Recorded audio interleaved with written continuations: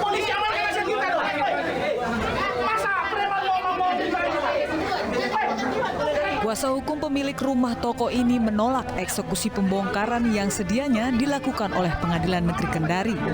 Kericuhan pun tak terbendung saat kubu pemilik ruko keberatan dengan kedatangan sejumlah orang yang mengeluarkan barang sebelum pembongkaran. Meski mendapatkan perlawanan dari pemilik ruko, namun proses eksekusi tetap dilaksanakan oleh Pengadilan Negeri dengan pengawalan ketat aparat.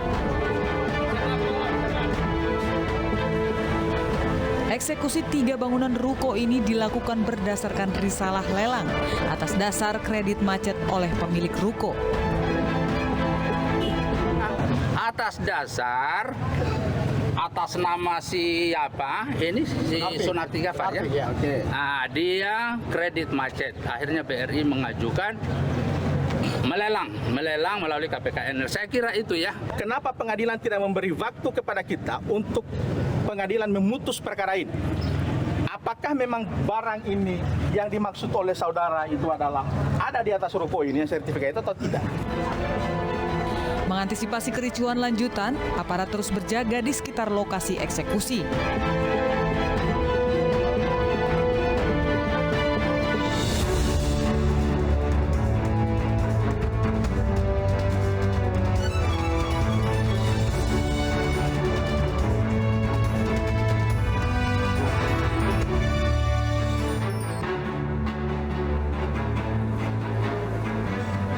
Selamat petang, selamat bergabung di iNewsroom. Di sini kita akan berdiskusi, berbincang mengenai isu-isu fenomenal, kontroversial, dan krusial yang menjadi sorotan. Bersama saya, Abraham Silaban. Langsung saja, kita akan mulai informasinya dengan aksi unjuk rasa terkait dugaan praktek politik uang dalam Pilkades di Polewali Mandar, Sulawesi Barat berujung ricuh. Massa yang memprotes politik uang nyaris adu jotos dengan Satpol PP di kantor desa.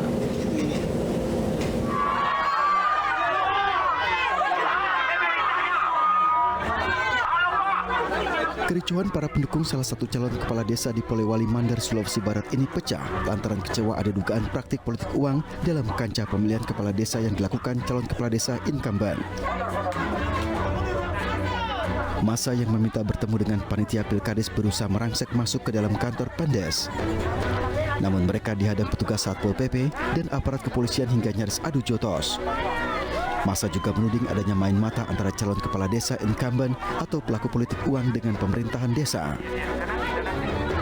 Di Desa Duampanua, Kecamatan Andreapi adalah membatalkan surat hasil klarifikasi yang dikeluarkan oleh pemerintah Kabupaten Polewali Mandar. Dalam hal ini Ketua Pilkades Kabupaten Polewali Mandar. Di mana dalam surat itu bertentangan apa yang disampaikan oleh saksi dan apa yang ditulis dalam surat klarifikasi itu sangat bertentangan. Sehingga dari hasil klarifikasi itu tim panitia kabupaten menyimpulkan bahwa tidak ada kesesuaian sehingga diputuskan untuk ditindaklanjuti. Seperti itu hasil klarifikasinya. Itulah yang menjadi hal yang menurut pendemo di luar itu bahwa panitia dinilai tidak bekerja maksimal. Padahal kewenangan kami sampai di situ. Kewenangan yang diberikan oleh Permendagri adalah mengkaji. Massa sudah 2 kali menggelar unjuk rasa. Massa geram karena penuntasan kasus tidak sesuai harapan. Massa mengancam akan kembali unjuk rasa jika tuntutan mereka tidak terpenuhi.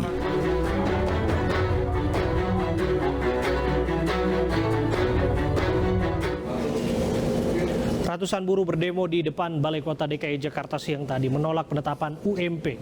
Gubernur DKI Jakarta Anies Baswedan menemui langsung para pendemo.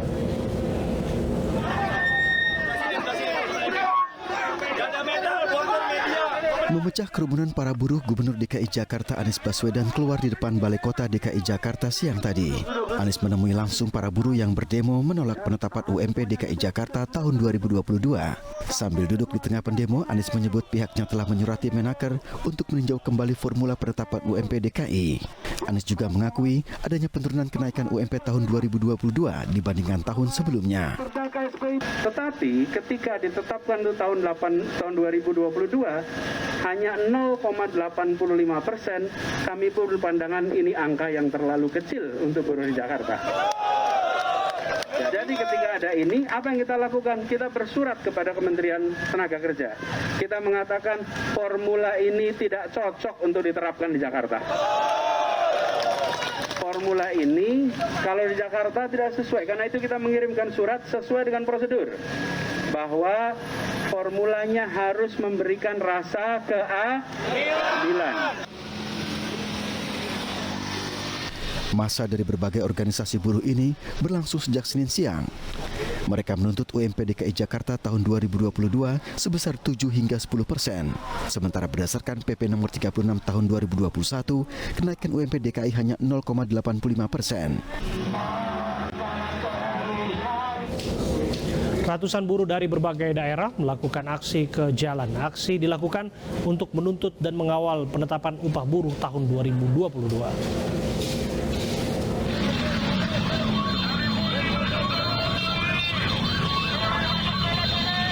Sekitar 300 buruh dari berbagai elemen Senin siang kembali melakukan aksi demo. Mereka melakukan aksi konvoi keliling kota menuju kantor Gubernur Jawa Timur dan kantor Disnaker Jawa Timur di Surabaya. Dalam aksi demo ini, buruh tetap menuntut Gubernur Jawa Timur untuk menaikkan upah buruh tahun 2022 sesuai tuntutan buruh yang telah ditetapkan oleh Bupati Sidoarjo sebesar 5% atau sekitar Rp200.000 dari upah buruh tahun 2021. Bahwa kita menolak PP 36 itu dipakai landasan atau dasar untuk kita menetapkan upah minimum. Dalam aksinya, buruh menutup seluruh badan jalan sehingga membuat kemacetan panjang khususnya dari arah Sidoarjo menuju Surabaya.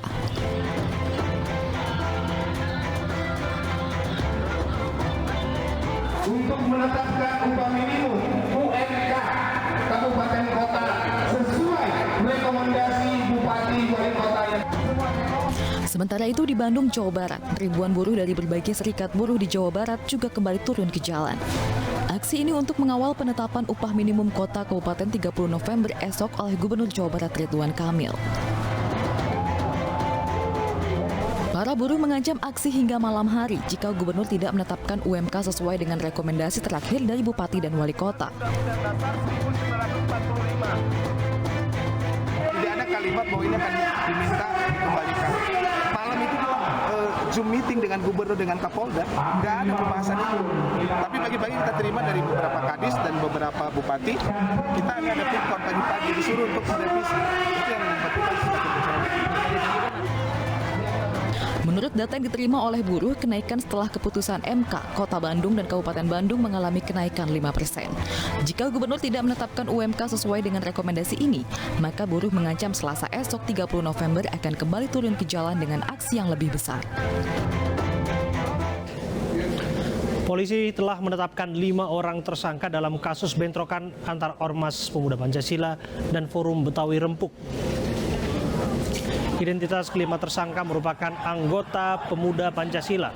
Polisi juga telah mengantongi nama tersangka yang merupakan anggota FBR.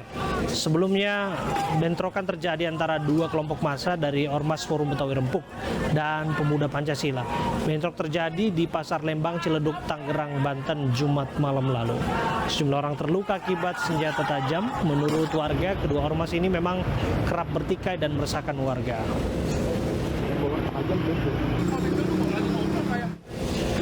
Kita dalam informasi ini bersama dengan rekan kami, kontributor yang bertugas di Tangerang, Banten. Sukron.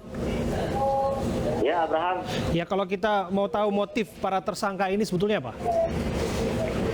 Ya, pemicu dari bentrokan yang terjadi pada hari Jumat tanggal 19 November lalu itu ada salah satu anggota ormas yang ulang tahun, lalu mereka konvoi di jalan dan bertemu dengan massa ormas yang lain, lalu cekcok, adu mulut dan terjadilah bentrokan seperti itu, Abraham. Ya.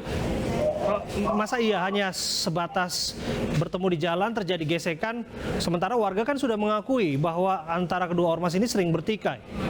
Ya, Ya betul, memang ya, seringkali di wilayah Tangerang Raya, ya, lebih sering sih di Tangerang Selatan, kedua ormas ini FPR dan Ormas Pemuda Pancasila sering sekali terjadi bentrok, entah itu akibat rebutan lahan parkir atau pengamanan proyek. Memang akhirnya jadi dendam kesumat atau seperti apa. Jadi ketika ada letupan kecil pun ujungnya berakhir bentrok seperti itu, Abraham. Oke, 5 orang tersangka betul ini adalah anggota Ormas Pemuda Pancasila? Ya betul, dalam keterangan persnya Kapolres Metro Tangerang Kota Kombes Pol Deni Joda Fatima, menurut Pak Kapolres bahwa polisi telah menetapkan 5 tersangka dalam peristiwa bentrokan yang terjadi pada hari Jumat tanggal 19 November. 5 tersangka tersebut seluruhnya dari Ormas Pemuda Pancasila, namun Kapolres juga menjelaskan bahwa kemungkinan akan ada tersangka tambahan dari kubu Ormas Forum Betawi Rembuk. Namun hingga kini penyidik masih melakukan pencarian terhadap ke-6 anggota Ormas FPR yang identitasnya sudah diketahui. Seperti itu, Abraham. Nah itu dia, karena kan kita tahu setelah bentrokan itu kan ada serangan susulan, perusakan posko, termasuk pembakaran posko Ormas Pemuda Pancasila.